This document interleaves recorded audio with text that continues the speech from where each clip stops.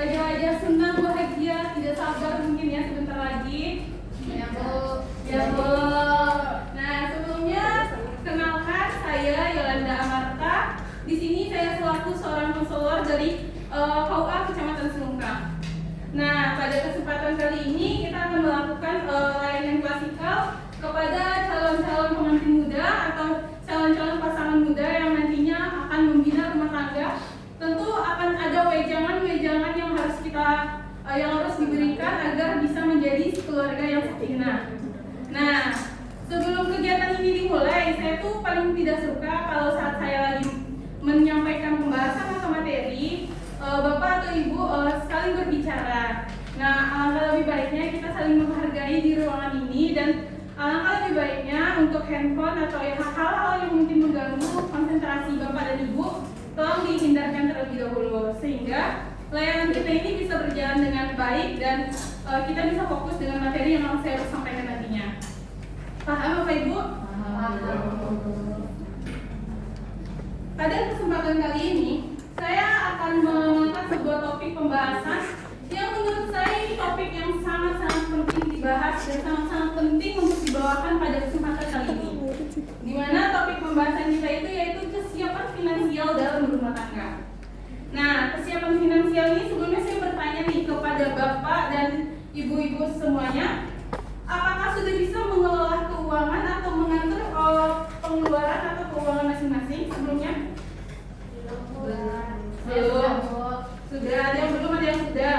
Otomatis nanti kalau udah berumah tangga harus bisa. Yang belum bisa itu tentu harus bisa, harus belajar mengatur keuangan sehingga tidak adanya masalah yang berkaitan dengan keuangan nantinya.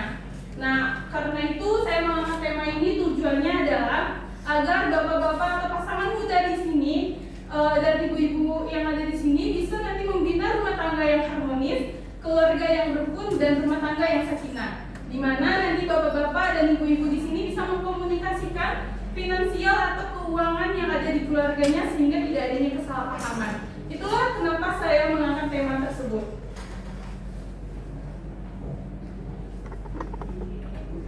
Nah, kita perkenalan dulu untuk finansial. Karena tidak semua orang mungkin paham dengan bahasa lain atau bahasa yang mungkin jarang Bapak Ibu dengar, mungkin yang Ibu atau Bapak dengar mungkin terkait keuangan saja. Finansial ini adalah hal yang tidak hanya berkaitan dengan keuangan saja. Finansial ini berkaitan dengan keuangan dan cara mengelola keuangan tersebut. Nah, oleh sebab itu, finansial ini tidak hanya terkait uang, tetapi bagaimana cara mengelola pengeluaran, bagaimana cara mengelola pendapatan, serta bagaimana cara menginvestasikan uang itu untuk di masa yang akan datang. Nah, jadi Bapak-bapak dan Ibu-ibu pasangan muda di dalam ruangan ini tentu harus bisa memikirkan dari sekarang bagaimana cara mengelola keuangan agar keuangan kita bisa berjalan dengan baik, agar tidak adanya terjadi masalah pribadi yang berkaitan atau bersangkutan dengan keuangan. Paham Bapak Ibu? Paham. Nah, menurut saya ini sangatlah penting dibahas. Sebab apa? Terkadang baru seminggu yang lalu ada pasangan yang datang ke sini bermasalah karena keuangan. Nah, jadi menurut saya buat pasangan muda yang memang ibaratnya tuh belum punya banyak pengalaman, alangkah lebih baiknya untuk lebih mempersiapkan diri terkait finansial ini, terutama yang bapak-bapak nih. Karena apa? Bapak-bapak ini nanti akan menafkahi secara material kepada pasangannya. Tentu harus memiliki finansial yang bagus. Paham bapak-bapak? Paham. Selanjutnya kita akan membahas terkait jenis anggaran keuangan dalam rumah tangga.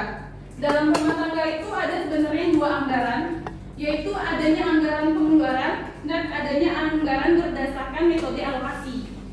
Tetapi kita akan bahas nanti satu-satu dulu. Kita bahas dari anggaran pengeluaran.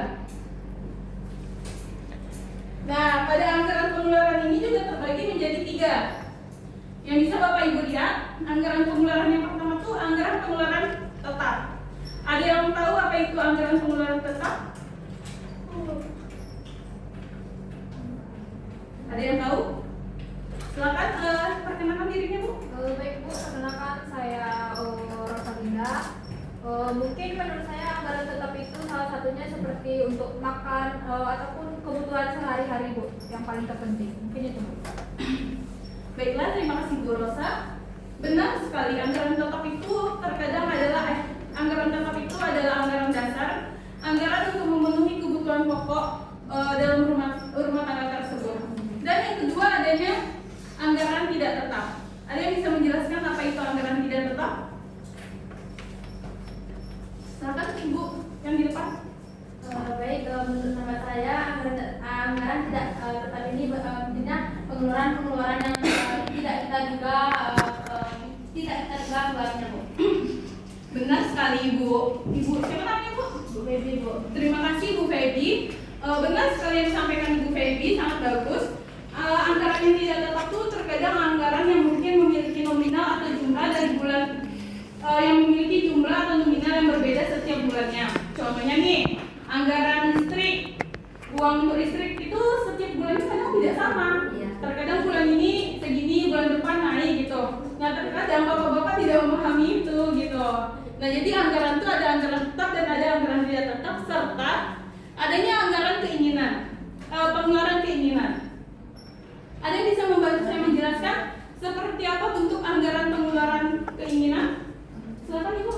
Perkenalkan, nama saya Nita. Menurut saya kalau pengeluaran keinginan itu contohnya kita tuh ingin membeli sesuatu barang, misalnya bagian fashion Bu. Jadi itu menurut saya itu masuk ke pengeluaran keinginan.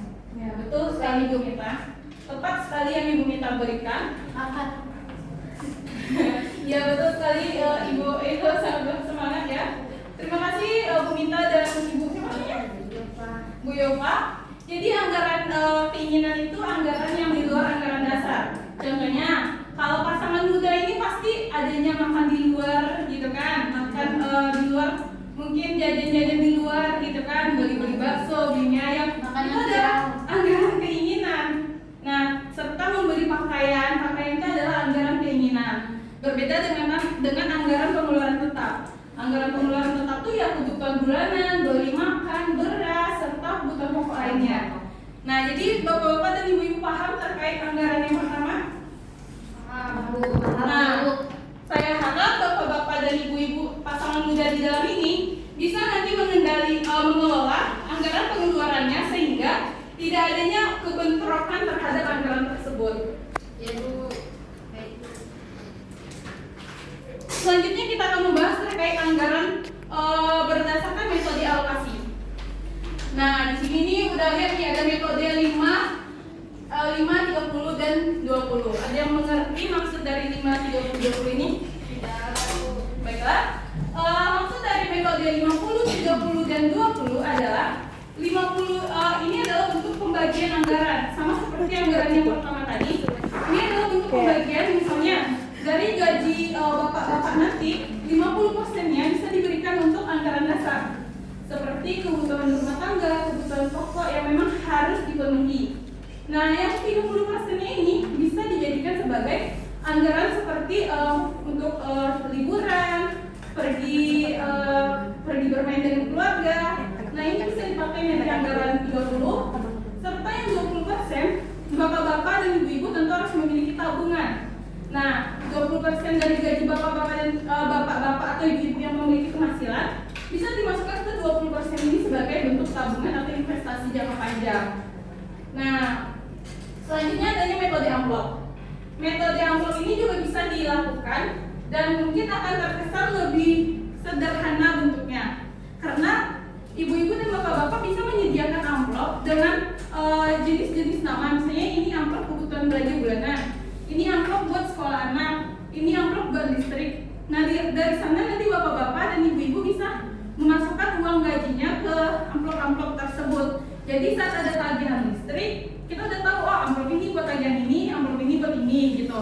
Jadi keuangan bapak-bapak dan ibu-ibu itu terkendali dan terkontrol serta pengelolaan pun dengan baik gitu. Tidak adanya pengeluaran yang defisit, tidak adanya pengeluaran yang terlalu berlebihan, tidak adanya pengeluaran yang mungkin anggaran tidak ada gitu, tidak ada gitu kan. Nah, selanjutnya kita dengan tema baru.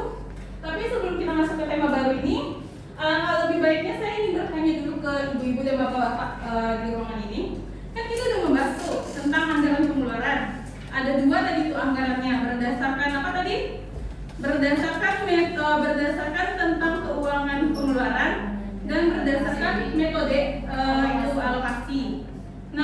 sih yang ada nggak yang menjadi pertanyaan atau yang ingin ditanyakan terkait dua anggaran tadi? Jika ada yang ingin ditanyakan terkait dua anggaran tadi bisa ditanyakan kepada saya. Sebelum kita masuk ke tema berikutnya.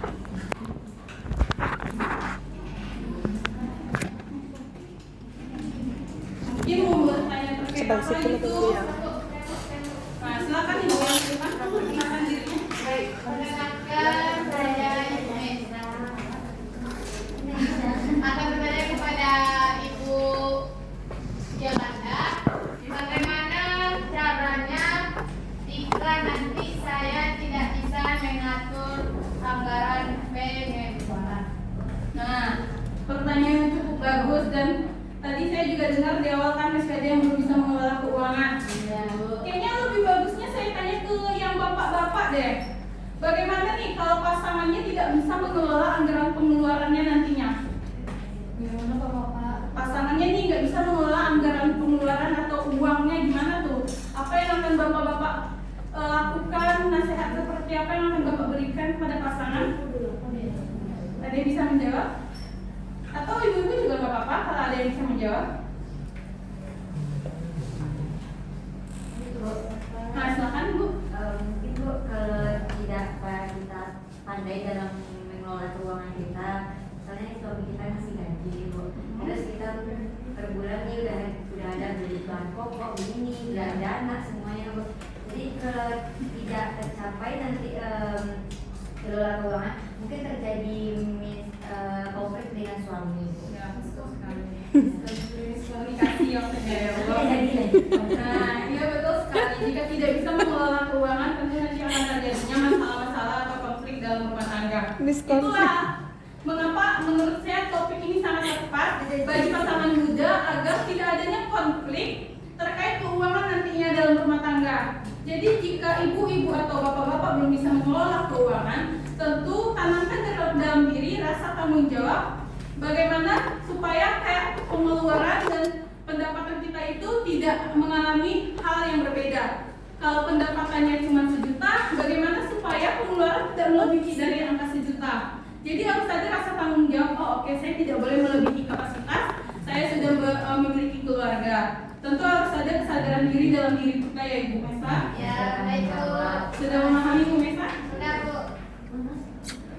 Nah, selanjutnya kita masuk ke tema berikutnya yaitu terkait mengidentifikasi masalah keuangan yang sering terjadi. Dalam rumah tangga itu mungkin yang sering terjadi yaitu selain masalah-masalah yang lain gitu, yang paling sering terjadi itu yang masalah keuangan. Nah, masalah keuangan ini sangat sering terjadi karena saya sering mendapatkan klien yang datang ke sini ada konflik dengan istri atau suaminya terkait keuangan. Nah, masalah yang sering terjadi terkait keuangan itu yang pertama yaitu karena tidak adanya anggaran dan tidak adanya perencanaan. Paham tidak maksudnya tidak ada anggaran dan tidak adanya perencanaan? Hai, saya berada di panggilan lain. Kalau tidak biar saya jelaskan. Maksud dari tidak adanya anggaran atau tidak adanya perencanaan keuangan itu yaitu kita membina rumah tangga atau membangun sebuah rumah tangga itu tentu kita harus merencanakan. Oh, nanti saya kalau membangun rumah tangga saya harus merencanakan mana uang untuk anak, mana uang untuk hal darurat, mana uang untuk kebutuhan pokok. Itu harus direncanakan. Jika rencana itu tidak ada, maka rumah tangga itu akan mengalami yang namanya tadi miskomunikasi. Nah, harus direncanakan sedetail itu pembagian keuangan. Jika tidak ada perencanaan, maka siap-siap bertemu dengan saya lagi mungkin ada pengajuan terkait rumah tangga terkait keuangan. Tapi jangan sampai ya bapak-bapak ada utang konsumtif yang berlebihan. Ada yang paham? Ada yang bisa menjelaskan ke saya maksud dari poin kedua? Utang konsumtif yang berlebihan.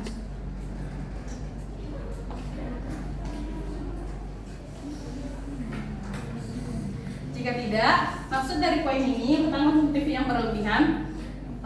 Terkadang nih, maaf dikata ibu-ibu, terkadang tidak hanya ibu-ibu saja, mungkin kadang saya juga gitu. Terkadang melihat hal-hal bagus, apalagi kadang ke rumah-rumah tuh ada sales kan, sales Tupperware gitu, atau sales kayak yang jual wajan gitu. Dia ngasih kita kredit kan. Nah kita sebagai ibu-ibu ini kayak tergoda gitu melihat hal-hal seperti itu. Tetapi tanpa kita sadari 10 sales yang datang ke rumah, otomatis hutang yang kita buat atau kredit yang telah kita buat dengan sales itu udah berlebih, sedangkan pendapatan kita atau pendapatan suami tidak mencukupi. Nah itulah sebuah hal yang dimaksud dengan hutang konsumtif. Itu yang disebabkan karena gaya hidup tadi, karena tidak memikirkan pendapatan, akhirnya memiliki keluaran yang berlebihan. Paham semuanya? Paham. Nah selanjutnya adanya komunikasi finansial yang buruk. Komunikasi finansial yang buruk ini antara bapak dan ibu tidak mengalami transparan, tidak saling terbuka. Bapak-bapak mendapatkan gaji 2 juta, tetapi bilang mungkin ke pasangannya cuma 1 juta, 1.500. Yang 500 lagi nggak bilang gitu. Jadi adanya komunikasi yang buruk sehingga nanti akan muncul rasa kesalahpahaman. Adanya rasa kayak kok ini tidak terbuka sehingga finansial yang 2 juta ini sebenarnya cukup. Tapi karena tadi nggak ada keterbukaan, adanya miskomunikasi juga dalam rumah tangga tersebut, tidak terjalinnya komunikasi yang baik, sehingga terjadilah itu yang dinamakan dengan komunikasi finansial yang buruk, tidak adanya keterbukaan terkait pendapatan dan pengeluaran. Nah begitu pula dengan ibu-ibu, jika dikasihkan uang, nah tentu ibu-ibu harus menjelaskan, oh saya tadi beli ini ya, saya beli ini ya. Nah harus melakukan keterbukaan juga kepada pasangan, jelaskan biar nanti si pihak suami tidak kaget, kok uang yang saya kasih habis, kok uang yang saya berikan habis. Nah tentu kita harus terbuka, apa yang kita beli kita harus kasih tahu. Begitupun pihak suami, berapa yang kita dapat itu yang akan kita lakukan, itu yang harus kita beritahukan. Nah selanjutnya yaitu adanya dana darurat. Dana darurat ini sangat penting. Dimana dana darurat ini nanti kalau kita merantau nih, amit-amit atau nggak mungkin lah gitu, atau enggak, kita nggak tahu ini akan terjadi atau tidak. Nanti orang tua kita sakit, tapi kita nggak punya dana, terpaksa apa? Hutang lagi. Nah kalau adanya dana darurat, di saat ada orang tua sakit atau di saat ada acara keluarga, kita punya tabungan yang bisa kita gunakan untuk hal tersebut. Nah selanjutnya kita masuk ke cara berikutnya, yaitu apa yang bisa kita lakukan di saat mungkin pendapatan kita tidak sesuai. Yang pertama yaitu mengelola keuangan dengan sistem amplop seperti yang sudah saya jelaskan tadi. Nah, lanjut kita ke poin yang kedua, yaitu mengubah hobi menjadi pendapatan. Misalnya ibu-ibu memiliki hobi memasak, bukalah usaha catering. Ada yang hobi bikin kue, bukalah usaha toko kue. Nah itu bisa menambah pendapatan dalam rumah tangga. Ibu-ibu paham? Paham, Bu. Nah selanjutnya itu menerapkan aturan 1-1. Maksud dari 1-1 ini, jika bapak-bapak ini memiliki pendapatan 2 juta, ibu-ibu juga ada angsuran hutang satu bulannya 500.000. Harus dibagi dengan adil, jangan semuanya untuk hutang aja sampai untuk kebutuhan kita nggak ada gitu. Paham semuanya? Paham. Nah, mungkin itulah yang dapat saya sampaikan. Selanjutnya mungkin saya ingin meminta bapak-bapak dan ibu-ibu terkait apa kesimpulan yang bapak-bapak dan ibu-ibu dapatkan dari materi kita pada pagi hari ini.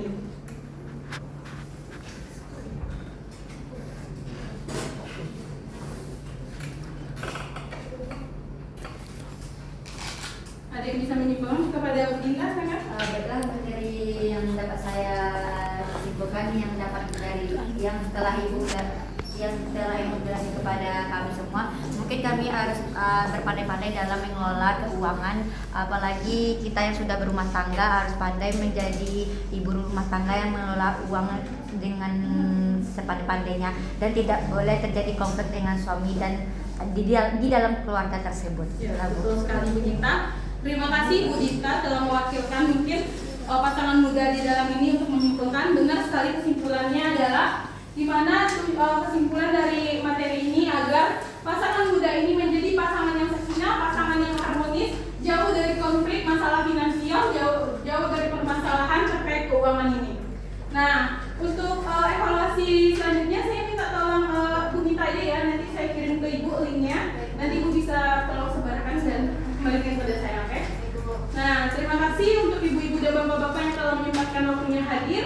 Saya sebagai konselor konselor di KUA ini. Jika ada kesalahan saya mohon maaf. Saya akhiri. Wabillahi taufiq wal hidayah. Wassalamualaikum